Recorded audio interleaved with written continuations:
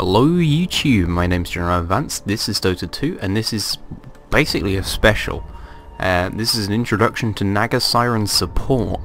Now for those of you who are veteran Dota players, you'll know that Naga Siren support sounds like crazy talk. However, in a fairly recent nerf, Naga Siren was moved from a position where she was a pretty damn good carry. Didn't carry particularly hard, did struggle in the late game, and even against certain carries like say a Juggernaut or something, she would lose a 1v1 matchup. So she was used as a sort of team fighting carry. Her only sort of late game, her damage did taper off and wasn't as effective, but her utility came from her ulti, which made her a very, very strong carry, and particularly in TI2. So since then, she was nerfed. Her base damage was nerfed by around 12 or something. It was a really, really serious nerf, and the hero became very, very hard to play. So pros and pubs didn't play her for a long time, until recently, something I saw in some pro games, which I decided to copy, pretty much because I thought it was kind of cool, and I was kind of interested to see whether it was just a sort of pocket strategy used in a pro game that would only work in those situations, or whether I could just pick it up and play it. So I'm also here in a game with Gaz. Now Gaz is pretty damn new. He's going to struggle. So one thing I want to talk about is our lane. Now technically we might have what makes more sense as a lane. We have me playing a support and Gaz playing a sort of pretty hard carry.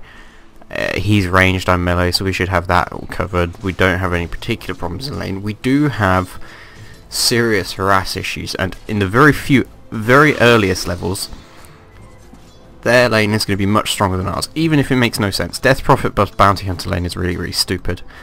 But, you know, whatever. That stuff like that happens. It's a pub game. Pub games have pub game issues. So, first of all, immediately, because it's the very early levels, I'm trying to get some early levels up on Gaz, since pretty much, as far as I'm concerned, I just need some sort of survivability is all I need in the laning stage. But you can see, as soon as I'm trying to start pulling or anything, the Bounty Hunter just goes straight on me.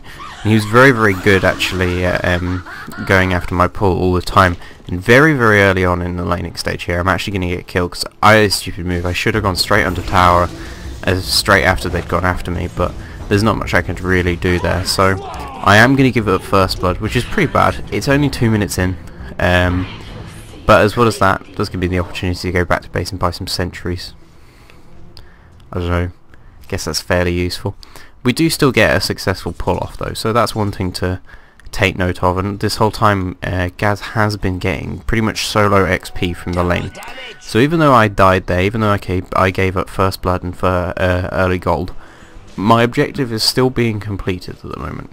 My role as a hard support is always to protect the carry, to give the carry space, to give the carry farm, and to do what is necessary to win the game, rather than to try and build up damage, to try and build up my own levels, or to try and build up some sort of amazing KD and stuff or something. You'll see at the end of this game, my kill-death ratio is pretty terrible when you actually look at it, but my game impact for kills, deaths and assists is actually the highest in the game. So, you know, it's a very, very good hero. Now, as far as skills go, Mirror Image creates a 3 images of Naga Siren under her control.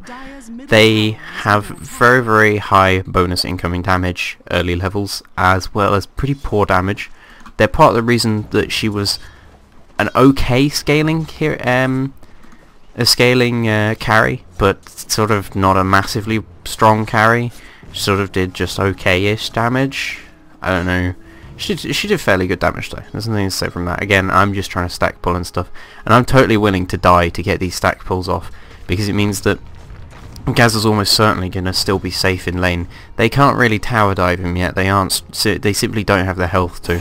Both their heroes are very, very squishy, and I say that, but I'm almost as squishy. I mean, so is Gaz, but towers are towers. You don't want to dive them. Although I'll talk about this later. But a funny thing happens with towers. later in the game. Second skill is Ensnare, which is a sort of pseudo stun. It doesn't actually stun the target, it just it's a single target use. You use it and it traps people in place. It also prevents them from blinking. They can still use, I think, Force Staff and some other stuff like Storm Spirit's ulti can move it, I think. But yeah, it's on a very, very high duration, from 2 scaling up till 5, so very, very useful ganking skill. Very, very useful for picking off targets running away, or getting targets who are slightly out of position, can force team fights. It's a very, very effective skill. It does have a terrible casting animation, although the range on it is pretty good. Yeah, fairly good. Third skill, Riptide, is a AoE nuke and armor reduction spell. It also affects all of your mirror images, which is pretty nice. Is it just... yeah, it's all mirror images. I thought it might just be all illusions of Naga, but it's all mirror images.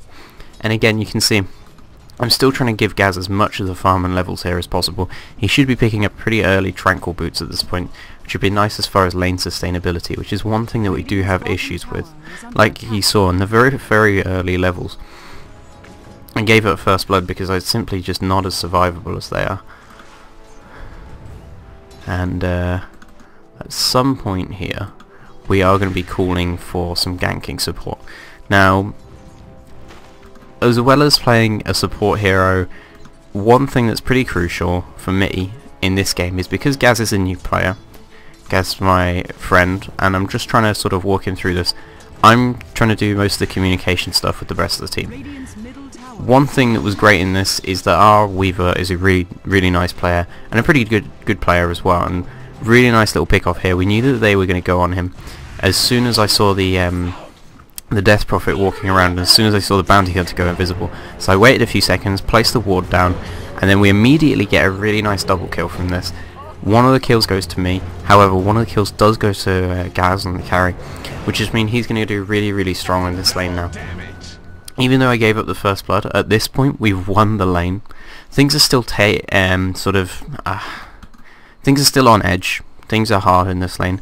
They certainly have the capability to bring other people to the lane and gank us still effectively.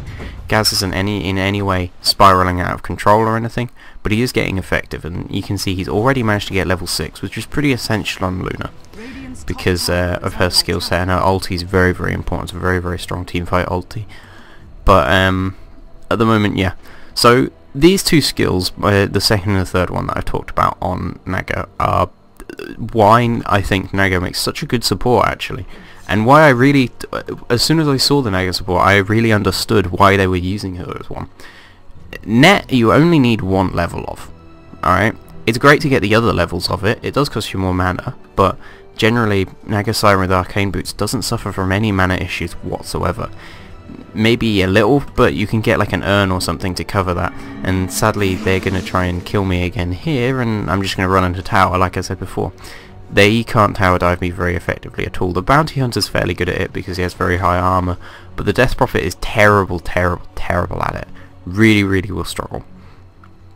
So from level 1, Ensnare is good. It's very, very strong. It's very, very strong for setting up ganks and stuff. It'd be very strong in a tri-lane or something, a situation like that, or if somebody comes to help us in lane.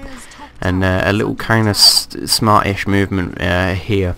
As soon as we realised that they sort of severed our ability to take the tower and stuff, and after I'd pulled, we just brought the creep wave back, and we said, you know what, we'll just fight around our creep wave. Gaz can farm around our creep wave. Whatever, it's not a problem. Gaz can kill that creep wave, and he can move up onto the next one when it reaches the tower. We will take some tower damage from it, which just means that this tower is going to be pretty easy for them to push later. But problems like that happen, and you just have to deal with them. So Riptide's also a very, very useful skill. Reduces armor and a massive, pretty fair AoE, especially when you consider if you're using mirror images, you can pretty much affect the entire team with it. It was often used to farm the entire jungle using sort of Riptide illusions, and then in sort of any sort of farming item would be good, or even just any sort of good agility damage item also worked, like a Feudal Blade or Radiance. Both of those worked pretty well. So combining these two skills, I don't do particularly large amounts of damage, and that's, you know, that's an issue for a lot of support heroes. Some support heroes do very, very high damage. For instance, Alina, has very high nuke damage potential, very spammable nuke damage potential, but unlike Alina, both my skills are very reliable. Riptide's pretty hard to miss, because it's in a massive area around you, and Ensnare is like a guaranteed stun. It's unevadable. I mean, it's not a stun, like I said, and we thought this Batrider was coming to gank us, so Gaz ulties. Luckily for us, the other two were ganking, so Gaz gets a really nice pick off on the Death Prophet there, and that's something that can be really essential to do fairly early on as a Luna. People will try to gank you. That's why I think it was so essential that I managed to get him to level 6, even at the cost of my own life early on, and we did manage to get those other kills as well. Getting a Luna to level 6 is very essential, because she's a very difficult to gank hero. Even with her very low health, she has an incredibly high movement speed. She's the fastest hero in the game, and her ulti goes off basically, if you tower dive a Luna, she's going to hit you with 4 Lucent Beams and another Lucent Beam, as well as right click you, as well as being under tower, and the creeps helping out as well most of the time, unless you manage to get the whole creep wave with you, which is pretty unusual. Now you can see again, playing the hard support role, I am fairly limited as far as health and stuff goes. I do not have the sort of items that you would normally expect. I am trying to rush up some arcane boots, and then possibly into an urn or something like that. I think an urn will probably be really essential this game, because I'm going to try and be involved in lots of ganks using my Ensnare. So again, as soon as they try to jump on Gaz playing as the Luna, my first role is to Ensnare whoever I can, whoever's out of position. In that case it was the Batrider, and then run in and Riptide everybody. I do manage to Riptide everybody. I do sacrifice myself for the kill there, but luckily our Weaver is going to manage to pick up 2 kills from that. He isn't, I don't think, going to manage to get any more from this, although, I mean, it's hard to kill a Batrider. He already has he's rushed up a Vanguard as well, which is a pretty unusual choice, although I guess versus a Weaver kind of sort of makes sense. I mean, that's who he was mid against, so, you know. But yeah, we do manage to lose the thing there. That's from a little bit of a misplay from Gaz. He actually stood in the fire for a little bit too long, but overall the fight still goes well for us. We trade slightly more effectively than they do. We don't kill their carry or anything, but they don't particularly have one single hard carry that they're trying to put most of the farm on, whereas we definitely do. We have, well, we have 3 actually, but because we have a Clinks in the bot lane as well, but he isn't particularly effective this game. He wasn't a particularly amazing player or anything. He's just a guy playing Clinks.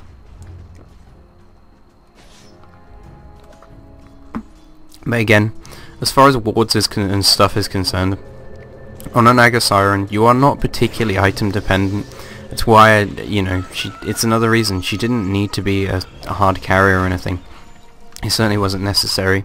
And again, trying to set up a gank as soon as I can here gives Gaz the opportunity to ulti. Sadly, it's not going to be a very amazing ulti or anything, but he is going to manage to get an assist from that, as well as get out from the fight. And fairly quickly after the fight, he should be able to come back and at least farm or stay in the lane because of Tranquil Boots. Passive heal as well as active heal means that he should be fairly high on health. He was asking me earlier, I think he was asking me at this point, like, do you have the tangos that I gave you? And I was like, I kind of ate through a tree for no reason for them. But we end up getting quite a few kills in this top lane here. You can see the majority of the team has rotated to the top lane. This is something that's really essential. Well, I say top lane, I mean safe lane. You know, bottom lane is safe lane for Radiant, top lane is safe lane for Dire. That's something that can be really essential if you don't know this. For newer players like Gaz, don't just think that one lane is, like, top lane or bot lane is always the safe lane. It's not. It depends on which side you're on. And really poor ulti from the Juggernaut there. Do not try to ulti that person, Juggernaut. But again, as soon as I saw that person it was out of position, I just throw down my net and try to Riptide them there. Both of them ended up being fairly pointless because he was trapped by the Disruptor, but whatever. It's totally okay for me to spam these out fairly commonly. I'm not using a huge amount of mana. I'm not using my mana to farm or anything like that, so I'm just trying to keep Gaz covered, and at this point the Disruptor seems to have come here semi-permanently, so I'm just going to go And we do have a couple of wards down in this part of the jungle as well, which is covering us very, very nicely. We have very, very strong vision on the top lane now, and our easy lane is very, very secured for Gaz. So what Gaz can do now is basically just go and farm. I will go and stack pull, and the disruptor can cover him. And I think ideally the disruptor should be harassing the enemy at this point. I think the reason that he didn't is because he disconnected. So game's going to be paused for a second, but luckily with the magic of replays and the modern world, this is something that's really essential as well.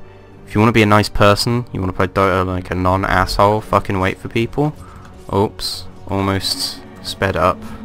Well, I did sped up. But yeah. If somebody disconnects from a game, like, even if they haven't said where the hell they're going or anything, just friggin', like, let them come back. Like, give them a chance to, please. It's so annoying. Now in this fight, everybody's looking really low. We're really low on mana. We're really low on health. They've used up a lot of ultis. We don't really have the damage, though, to win this fight anyway. So this is the first time that I'm going to use my my ulti. Song of the Siren turns basically their entire team immune to any form of damage that we can do, apart from stuff that I think some stuff that goes through BKB can, not all of it can, because I know, for instance, Naga's Ensnare does go through BKB, which is very, very useful, but you can't use it on somebody who is in Song of the Siren. So I use Song of the Siren there. It was a pretty good use of Song of the Siren. We were a little bit worried that their ultis would carry through, the Death Prophet would catch us, the Bounty Hunter, etc. They could get a lot of track kills from that. They could get a lot of easy kills from that. I was extremely low on health, and even though it looks kind of like, if you're new, that might look a little bit like I just used Song of the Siren to save my own skin. I didn't. I mostly used it to save everybody else. In a situation where I'd be the only one who would die, and the rest of our team would have a chance to pull it back in any way, I would hold Song of the Siren, especially this early in the game, because it's 180 second cooldown, which is a very, very long cooldown ultimate. But at this stage in the game, I would not just use it on myself, unless I was playing a carry position, which, as I've already said, I'm not. I'm just doing a little single pull here as well, because I noticed that they had taken off tower top, and I thought, hey, we should probably take tower top as well, because well, we just should do it. It'd be really essential to. But because free towers is free gold, man. Like side lane towers are always fairly easy to take as well. A solo mid tower you often need 5 heroes to take in a pub game, but in a game like this, it's very, very easy. You can see how they're all grouped up around the middle. It can be very, very easy for us to go there. So I'm going to TP right into the middle of this fight. It's pretty dangerous. It's mostly because I'm hoping for somebody to get out of position there. Now what I should have done was get the Death Prophet there. Sadly I got the Bat Rider. Kind of a little bit of a misplay from me. It's kind of annoying, but it's because I threw it at the time when the Bat Rider was the most out of position, and then he moved into a good position, and the Death Prophet went out of position. If I'd have pressed it afterwards, it wouldn't have mattered. But my sacrifice in that fight was able to hold them off for a very long time. You can see they threw out the Bat Rider ulti on me. I was able to still survive, still keep myself alive. Naga Siren's a fairly survivable hero in the early stages of the game. They don't have a huge amount of DPS as well, and they weren't able to kill me very quickly off, and that meant that Gaz could move from his farming without having to TP scroll, because he didn't actually have one, which is a little bit of a mistake on his part. But he was able to move from the top lane, come down to the solo lane just by running there, and he was able to gain a huge amount of damage, a huge amount of kills and gold from that just by running straight in, ulting. And even though I went down, I was able to sacrifice myself for the carries to get kills. And you can see it again, as far as the scoreboard goes, that's pretty much an example of what's been happening in this game. I mean, the Clinks hasn't been involved in it, but like I said, he wasn't a particularly great Clinks player. Gaz has got 7 kills, 1 death, 4 assists. The Weaver has got 6 kills, no deaths, and 8 assists. I, on the other hand, am a 1, 3, and 7. So I've managed to assist in the majority of kills in this game. The majority of our... almost half of our kills. I mean, later on into the game, I think it ends up more. Now I'm going to juke into this little spot here. I can see that they're pushing it. And again, everybody else is split up a little bit. and the rest of the team is just going to try and hold off the push for the moment. We're just waiting for our team to get into position. As soon as they get into position, I'm going to initiate with Song of the Siren. Now this is where Song of the Siren becomes really good and exciting, not just a defensive skill. I initiate with Song of the Siren, throw down my net, try and get everybody caught with a Riptide as well, and you can see as soon as it runs out, the majority of their team is held into position. They're held in a bad position. We've surrounded them, and we managed to get all our ultimates off, get a huge amount of damage off, kill off their entire team. And I think I pinged the hell out of the Death Prophet as well to say everybody needs to focus her right at the start. That would be real good, and we did do that. And as soon as I saw the Bounty Hunter, I kind of went crazy and threw down a sentry ward, even though I'd already put one down here.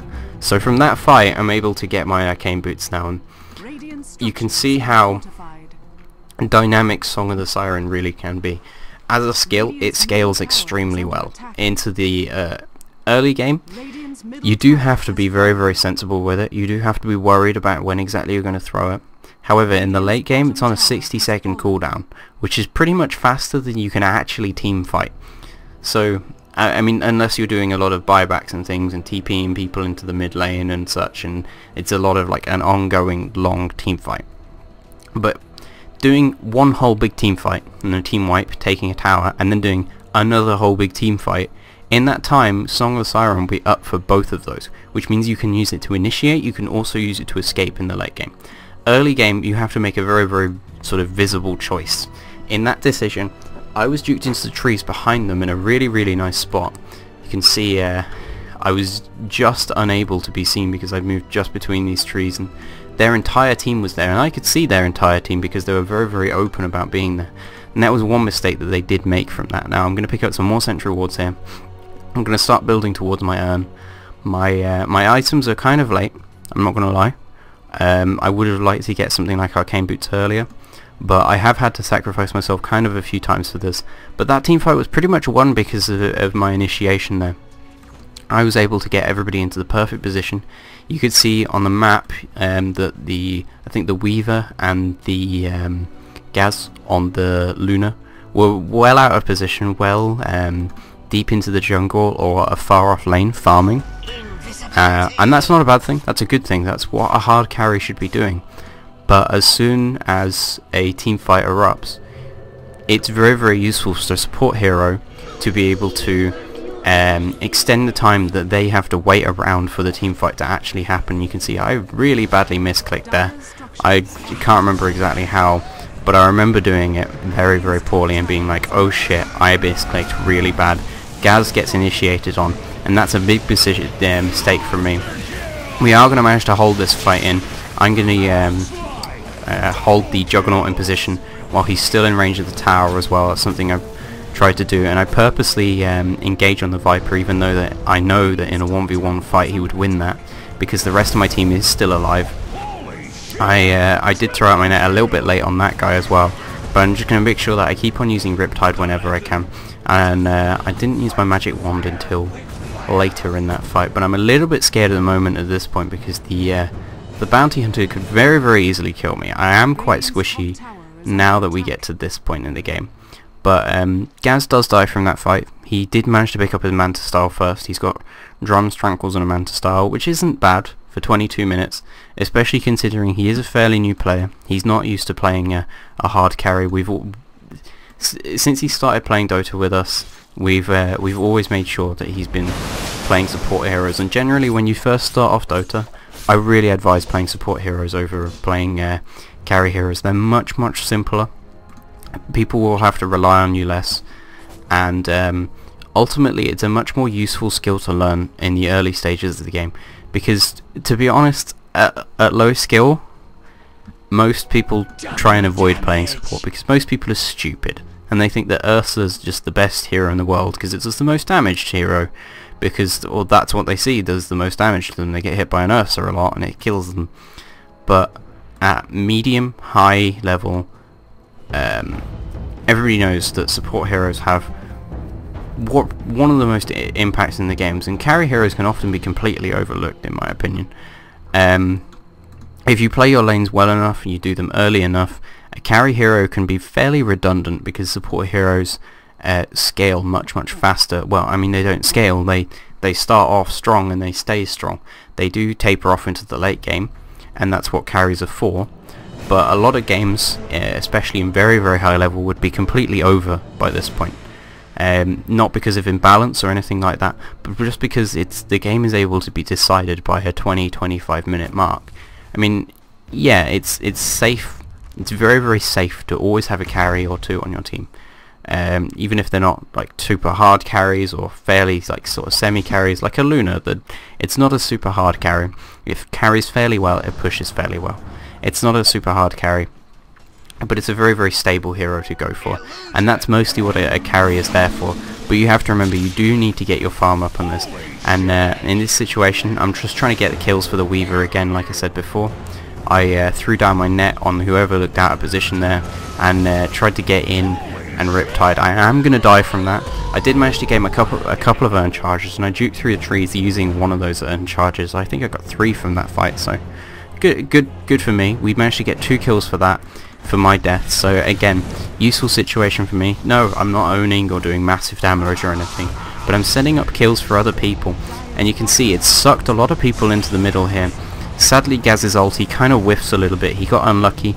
For those of you who don't know, the Eclipse is pretty random, and Gaz is making a pretty serious misplay here. He should have popped his drums very early, used his Lucent Beam and ran back into a safer position, because he was I think he might have been hitting uphill from the position that he was in, but not entirely sure.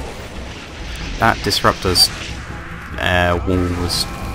well, he should have walled before you Static Storm. It's really essential. Unless you absolutely have to throw Static Storm and they're already held in position, then don't just throw Static Storms. Throw Kinetic Field and then throw Static Storm, please. It's so essential for a Disruptor. I'll do a Disruptor video at some point as well. I already did one, but I was like, the game wasn't that great or anything. But our Weaver's managed to get really fed now. He was the mid lane solo. And a really sensible item pickup for him as well. He's managed to get his gem. I don't particularly like Radiance. I don't like Radiance on any hero, to be honest. I just find it a very boring item. It's mostly a farming item. It is good on Weaver, I'll admit. It's very strong on Weaver. He gives him very good right click damage, as well as the fact that he does AoE damage. And he's I mean, he's an invis hero, so he can do a lot of damage just by existing. I mean, he's not a permanent invis hero or anything, but you know, he can do a he's got a 4-second invisibility on a 6-second cooldown at this point, so he's pretty damn invis. You know, 2 out of 8 seconds he is invisible for, so that's a pretty good ratio if you ask me. But I am trying to get a little bit more farm at this point. The next item that I'm going to work up to is going to be an urn. Normally in this situation I would advise getting a mech. However, we have another support on our team who is already building a mech. I knew because he had the headdress and this thing. I didn't even have to communicate this. The vast majority of the time, somebody has a headdress, they're building a mech. Unless they're a Lone Druid player and they've not played Lone Druid a massive amount at higher levels, or they just don't know the standard build for a Lone Druid. Whenever you see a headdress, it almost certainly means mech. In this situation for me, I bought this headdress after I'd seen the Disruptor already had one, so I'm going to build Pipe up for our team. Now, like I said, I would normally advise getting mech. In this game, however, Pipe's really good. They don't really rely a huge amount on physical damage. Bounty Hunter and Juggernaut and Viper are pretty much all physical damage. Well, that's magical, and that's magical as well. His skills are magical, but most of his right click damage is actually physical damage. So it's not particularly good against them, but it's very effective against Death Prophet. It's very good if you can to get a pipe against a Death Prophet, because her ultimate damage will be spread across all of you, and it's very possible in a team fight for a Death Prophet to do absolutely no damage. And as soon as this person came to defend the tower, I threw the ensnare on them as soon as it came to defend the tower, because I knew that the majority of their team was still trying to fight in the mid, or trying to fight in the mid. They're not actually fighting. You can see both sides are just sort of holding each other off, because neither Neither side particularly has good initiation. The bounty hunter can initiate, but he's not a particularly amazing bounty hunter player. He did do well in lane early though, and he was pretty smart. And I tried to throw my net out there. I didn't know whether net stops TP or not. It didn't land in the end, but I do not believe that net does in fact stop TP, because it just says prevents movement or blinking. So I would guess that you can TP out of net. I can't really remember, to be honest. I'm pretty sure you can TP out of net. But again, on choice of pipe, pipe is really good versus Batrider, and really counters the Death Prophet ulti, especially in a team fight. Yeah, if Death Prophet's using it to get solo pickoffs, and you're like, oh, I'll just pipe myself, well, it's gonna do nothing. You're gonna get killed. That's a straight up fact. But and that was a really good move by Gaz. I remember saying this in the game. The Juggernaut ultis Gaz, and as soon as he does, Gaz immediately uses his Manta style. That's something that a much better player would have normally thought of. I didn't say it to him or anything, so I didn't realise he was getting ultied. I thought the Juggernaut was just straight up going for him. But as I'm also going to throw out my net again. Anyone who's trying to run away or we're trying to gank or anything, I throw out my ensnare on. It's really essential to, and you can see I did use my mirror images, and I did use Riptide fairly early in that fight. I have managed to max out my mirror images. To be honest, in this game it didn't matter whether I got mirror images or whether I decided to pick up something else. It's pretty useful in this situation though, where I managed to semi-body block up the Viper. I had mirror images alive, and I threw out my ensnare on the guy just as he was slightly behind tower. He was trying to defend it, but against a Naga Siren, I can easily hold him in position and we can dive the tower pretty quickly. Especially with mirror images, I was able to get off a nice big Riptide on him and body block him a little bit, although my images died. But he also died, so if he dies, it's pretty good. So at this point, I managed to finish up my my hood, picked up the ring of health, everything else that's part of it. Also carrying a TP scroll. That's something that was really essential in this game. You saw me doing it a few times to defend towers and stuff, or and go into team fights. TP scrolls, guys, no matter what type of hero you're playing, whether it be solo mid, whether it be off lane, whether it be support, whether it be a jungler, whether it be friggin' Nature's Prophet jungling, like, carry your TP scroll at all times. It means that at all times you can always move to the closest point to that you could possibly get to the action. Unless you're pushing, you can always get further up, and that's so essential. Now, Gaz has made a little bit of a mistake here. He's bought his quarterstaff before his thing. He is going for a butterfly at this point. Like I said, he is trying to card carry as well as possible. Sadly, our Weaver died here, which is a little bit of a problem for us because he had the gem and we needed a gem, so I'm gonna have to buy a gem after this, and then I'm gonna play some tricks on this guy. Now, me and Gaz were trying to sneak a Roshan here. I'm trying to sneak it for Gaz. I said, hey, let's go and try this. At this point in the game, I have got my level 2 ulti, and we may as well go for this. As soon as we get initiated on here, I do actually get clapped. Luckily though, I am managed to get Song of the Siren off, and now unluckily for us, Gaz is going to kind of slightly misplay this. My Song of the Siren runs out, and what Gaz should have done is either carried on running or like straight up fight him. What he does is you can see there was a moment of indecision here. He ultis, turns around, does the fight a little bit, realizes he's sort of losing, and then tries to run away again. Against a Batrider, or in fact any hero, indecision is really bad, and this Clinks is suicidal. I mean, that is a bad move. Like, there is a lot of heroes in there, you are not going to make it out. Especially because you didn't wait until Skeleton Walk was back off cooldown. If you're going to go for a crazy kill like that, then make sure that your invis is back off cooldown afterwards, please. It's really bad not to. So we do give up an Aegis to the Immortal here. It goes on the Viper. Something I'm not particularly bothered about. You can see overall we've been winning this game for a fairly long while. We have managed to keep that item progression down. The Death Prophet still doesn't have a Bloodstone or anything like that, which is very good, because late Bloodstone is bad. You want Bloodstone as early as possible so that you can accrue charges from all the kills that happen. The Viper's going for a Shadow Blade, but he's also picked up a random Staff of Wizardry. Smart move from him getting a Vanguard, although he could have got a Mechanism instead. I'll go over that in another game, why you should get Mech over Vanguard on Viper. It sounds weird as hell, but please, please, God, do it. It's really, really good. The Juggernaut, he's not any carry items. He's just got an Aghanims, which is essentially a sort of team fighting, ganking item. It's a one-use spell, you know. It's I mean, it is very effective.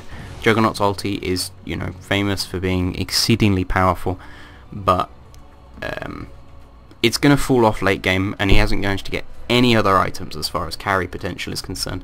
I think my right-click damage is almost comparable to him. I mean, well, no, it's not, but it's, you know, he still has a crap right-click damage, which is bad because Juggernaut does need some sort of right-click items. You can't just rely entirely on the ultimate to do everything. Otherwise, you'll find very, very quickly that you stop being useful as a hero to farm on and start being a sort of unlaneable support, you know. Well, I say support, you're not a support hero, but like you're an unlaneable hero if you don't get any carry items at all. The Batrider did go for his weird Vanguard into Hood Blink Dagger thing. I don't really like the strength or the super early Vanguard. I think you should rush Blink Dagger. Really, really nice move from the Weaver here. I decided not to throw my ultimate. I waited to see what would happen. If the Weaver was gonna almost die, if he got any closer to dying, I would have tried to help him here by throwing out my ultimate, but he did manage to, just after getting a full Juggernaut ulti to the face, he managed to time-lapse out and re-get all his mana and health back that he'd lost in it. Well, he didn't lose any mana while being ultied. I don't know why being ultied by Juggernaut would make you lose mana, but he certainly lost a lot of health here. We did not manage to recover the gem, sadly. The Viper picked it up from somebody who gets it off the floor. Like I said, as far as item progression, again, the Bounty Hunter's only got a shitty Battle Fury and some Treads. Don't get Treads on Bounty Hunter, get Phase Boots, please. Don't get Battle Fury on Bounty Hunter, get some more useful items. Battle Fury is a farming item, guys. Please, don't get it on Bounty Hunter, it's so bad. You don't need the regen, you don't need the cleave, it's just, so bad. He could have had like a medallion, drums, and be partway up to his Yasha, instead of getting a Battle Fury. That's, Battle Fury is really bad. Like, if you'd have got a medallion and some drums, he could focus people really, really fast. He'd be really, really fast in the fights. He'd be a lot more survivable. He would also have a little bit, he would just have just as much mana and health and stuff. He would have slightly more health, in fact, and he could almost be on the way to something like a Yasha. You could also get Decelerator or whatever like that. But when you're on Bounty Hunter, please, please don't get a freaking Battle Fury. So many Bounty Hunters do it. It's really, really bad. It sounds like it's cool and stuff because you're like, oh, it synergizes with your Janada hit and all that, but it's really not. Now, I've picked up another gem here. They have a gem that our Weaver bought earlier. Nice move from the Weaver. However, I'm not going to give it to him because he said the LOL towers were better. That's what he said in the team chat. So I'm going to force him. I said to him, if you say in all chat that LOL towers are better, I will give you the gem. This is trolling. Please don't do this in a game. But this Weaver was very, very friendly and stuff, and he was a good player. But I just wanted to troll him a little bit. So I'm gonna keep on dropping the gem here. People keep on trying to pick it up, and then I'll just pick it back up again. Sadly, this is gonna mean that we lose this gem. I'm embarrassed to say that, but I dropped the gem. Gaz gets initiated on. I'm going to throw out my net, see if we can hold one of them in position. At this point, everybody should be going very, very aggressive on them. I'm going to put my pipe a few seconds after the Death Prophet ulti goes off. You can see most of us still aren't taking damage from the pipe, but the Juggernaut does a really nice disrupting move here. Does a lot of damage to everybody else. Everybody else hasn't managed to heal up or anything, and I didn't realise just how disruptive the Juggernaut ulti had been. But they managed to push him off the fight then, and I don't think we didn't manage to get the gem back. They killed the gem, I believe. They just have one gem, so yeah, they killed my our team's second gem, which is mildly embarrassing. I would say my positioning was pretty okay. If I'd have seen how much damage the Juggernaut had done to everybody else, then I wouldn't have been as far forward in that team fight. I was around here. The majority of our team were split up around this area, but that I would say in that situation it was the Juggernaut playing well rather than me misplaying or anything. Now Gaz is going to try and finish up his butterfly here soon, and this bounty hunter is being the fool. He has a DD rune. He has, however, no way, shape or form as strong as Luna is at this point. As well as this, Luna also has Manta Style and Evasion, so Gaz can turn around and do this. Congratulations, Bounty Hunter, you've just made it slightly faster for him to get his butterfly. I don't know what that guy was playing on there. I mean, I really, honestly, it was a very, very stupid move of the Bounty Hunter to do that. He simply didn't have the capacity to gank him up completely like that. Maybe if he'd tracked him, gone for a hit, walked off a little bit, and then came back and hit him again, where keep on using his Viz, keep on using Shuriken Toss. I've hardly seen him use Shuriken Toss this game. Shuriken Toss does so much damage. It's a 325 damage nuke, which translates to about like almost 300 damage on a hero in this, and again initiating with my Song of the Siren. It's a really good initiation here. Managed to get everybody trapped in this kinetic field and static storm, and we're going to get almost a team wipe in that fight. The Viper is going to manage to make it out of there, but you can see we managed to almost team wipe them. It's a really strong initiation. As soon as I saw that they were on there, I went up on the high ground, waited till everybody else was almost in position, and then ran in using my Song of the Siren. It holds everybody in position. We can't attack them in this situation.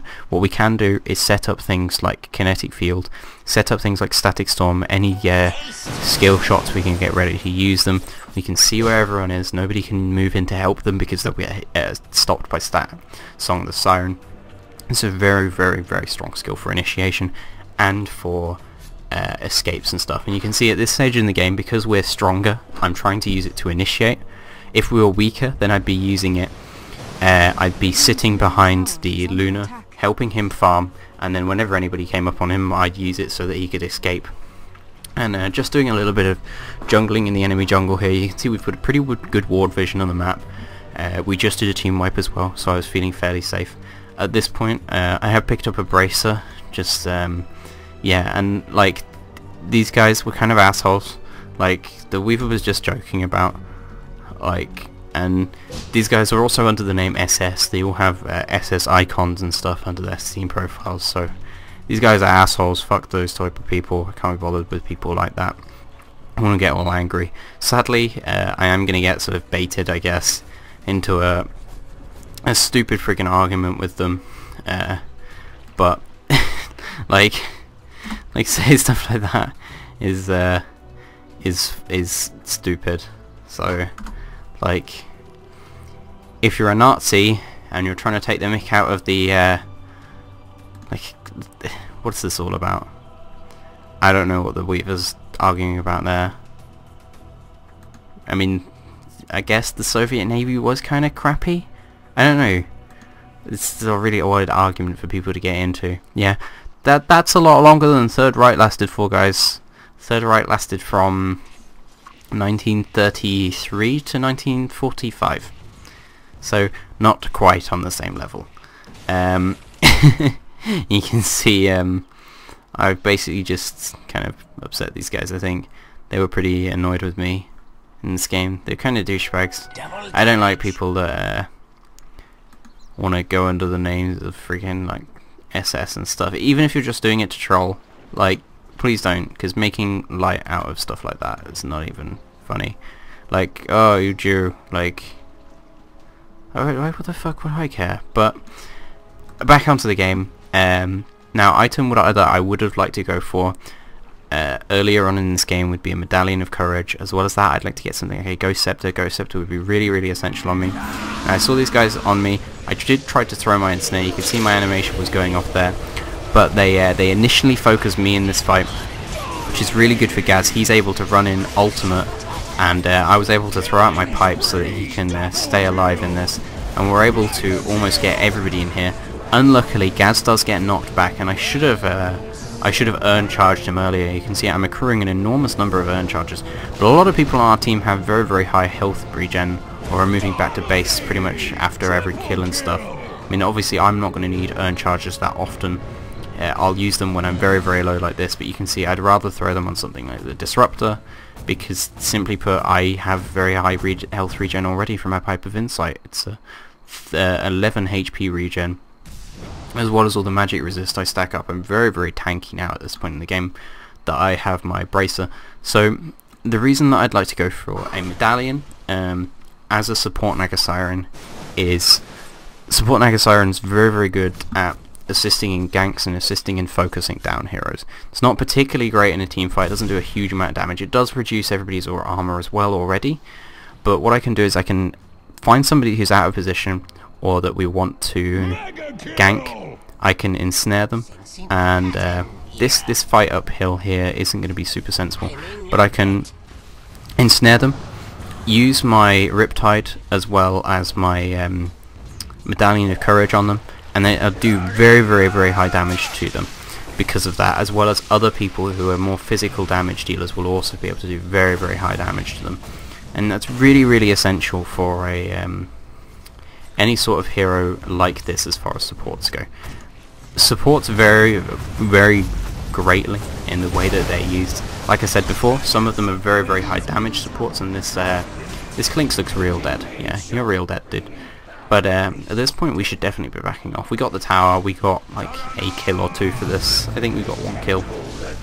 But we're definitely not stronger than them going up the high ground quite yet. I think we need 1 or 2 more items on our carries. Gaz does have his butterfly. He's managed to get his helm of the Dominator as well at this point. So one thing that we are going to do, we're going to sit in waiting. Here we're going to try and ambush them.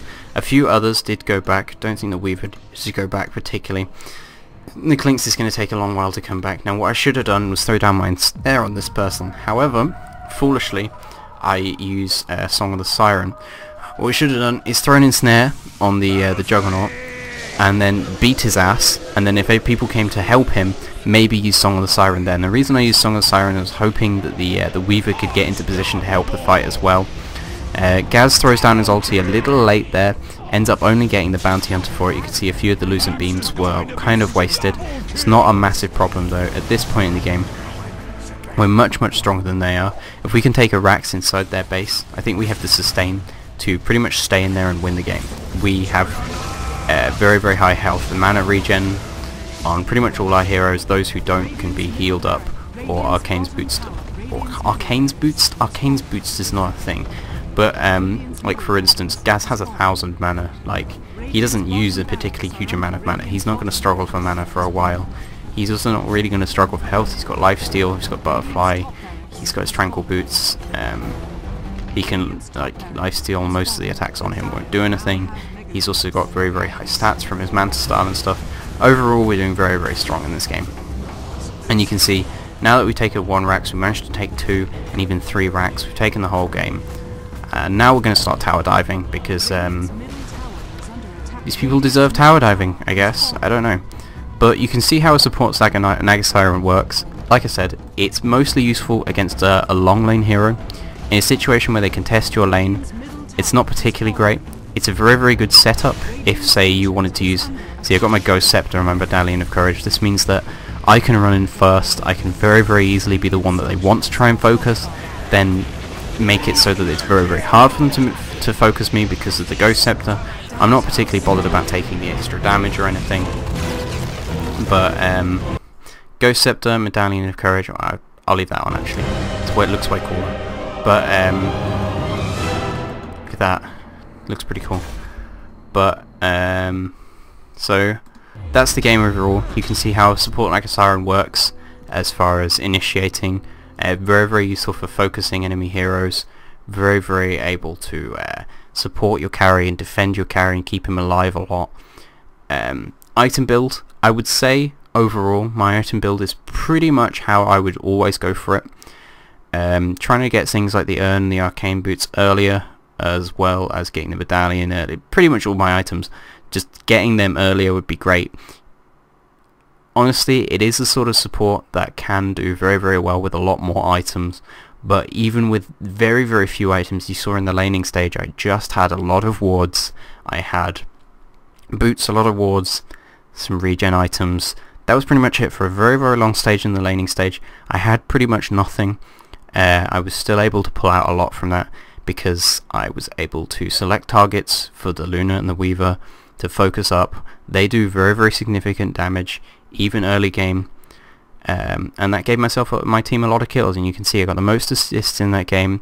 I didn't quite get the most involvement in the game, but pretty damn close to it. So thanks for watching, GG, and I hope this is helpful for anyone who wants to try a sort of more interesting support in a support Naga Siren. It definitely works in the new meta game, and it's really, really strong. You can play it even if you're a much higher skill level than me, or if you're a much lower skill level. It's a very easy hero to pick up and try.